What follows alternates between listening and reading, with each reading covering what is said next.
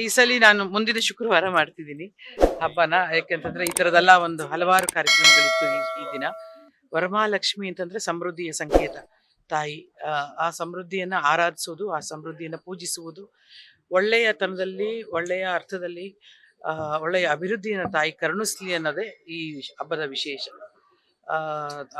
ನನಗೆ ಅಫ್ಕೋರ್ಸ್ ಮೊದಲಿಂದಲೂ ನಮ್ಮ ಮನೇಲಿ ವರಮಹಾಲಕ್ಷ್ಮಿ ಬಹಳ ಅರ್ಥಪೂರ್ಣವಾಗಿ ಮತ್ತೆ ಶಾಸ್ತ್ರಯುಕ್ತವಾಗಿ ಮತ್ತೆ ಅದಕ್ಕೆ ಏನೇನು ಮಾಡಬೇಕು ಅದನ್ನೆಲ್ಲ ಮಾಡೋದು. ಅಂದ್ರೆ ನಾವು ಒಂದು ವಾರದಿಂದ, ನಾವು ಶ್ರಾವಣ ಅಂದ್ರೇನೆ ನಾವೆಲ್ಲವೂ ವೆಜಿಟೇರಿಯನ್ ಆಗಿರ್ತೀವಿ.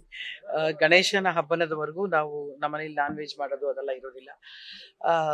ಮತ್ತೆ ಈ ಹಬ್ಬದಲ್ಲಿ 2ನೇ ಶುಕ್ರವಾರ, ಯೂಶಲಿ ಶ್ರಾವಣ 2ನೇ ಅಂದ್ರೆ ಇವತ್ತು ಅದನ್ನ ನಾವು ಮಾಡುವಂತದ ಪದ್ಧತಿ. ನಮ್ಗೆ ಆಗದೆ ಇದ್ರೆ ಶ್ರಾವಣದ ಯಾವುದೇ ಶುಕ್ರವಾರದಲ್ಲಿ ಕೂಡ ಪೂಜೆ ಮಾಡಬಹುದು ಅಂತ ಹೇಳಿ ಅದು ಅಭ್ಯಾಸ ಇದೆ. ಮನೆಯಲ್ಲಿ ಎಲ್ಲವೂ ಒಳ್ಳೆಯತನದಲ್ಲಿ ಒಂದು ಸಮೃದ್ಧಿ ಆಗ್ಬೇಕು, ಅಭಿವೃದ್ಧಿ ಆಗ್ಬೇಕು ಅನ್ನೋ ನಿಟ್ಟಿನಲ್ಲಿ ಈ ತಾಯಿಯನ್ನ ಆರಾಧಿಸ್ತೀವಿ. ಅದರಲ್ಲೂ ಹೆಣ್ಣು ಮಕ್ಕಳಿಗಂತೂ ವಿಶೇಷವಾದ ಒಂದು ಪೂಜೆ. ಸಿನಿಮಾದ 2 ಶೆಡ್ಯೂಲ್ ಈಗಾಗಲೇ ಯಶಸ್ವಿಯಾಗಿ ಸಂಪೂರ್ಣಗೊಂಡಿದೆ. ಏನು ಅಂತಂದ್ರೆ ಲಕ್ಷ್ಮೀ ಪುತ್ರದಲ್ಲಿ ನನಗೆ ಅತ್ಯಂತ ಒಳ್ಳೆಯ ಪಾತ್ರ ಅಂತಾನೆ ಹೇಳ್ಬೋದು. AP ಅರ್ಜುನ್ ರವರ ಕತೆ, ಅವರೇ ಕತೆ ಬರೆದು ಅವರೇ ಸ್ಕ್ರೀನ್ ಪ್ಲೇ ಮಾಡಿ ಅವರೇ ಡೈಲಾಗ್ಸನ್ನು ಬರೆದಿದ್ದಾರೆ. ಮತ್ತೆ ಸ್ವಾಮಿರವರು ನಿರ್ದೇಶನ ಮಾಡ್ತಿದ್ದಾರೆ. ಆಕೆ ಅವರ ಶ್ರೀಮತಿಯವರು ಇದನ್ನ ನಿರ್ಮಾಣ ಮಾಡ್ತಿದ್ದಾರೆ. ತುಂಬಾ ತುಂಬಾ ಒಳ್ಳೆಯ ಪಾತ್ರ.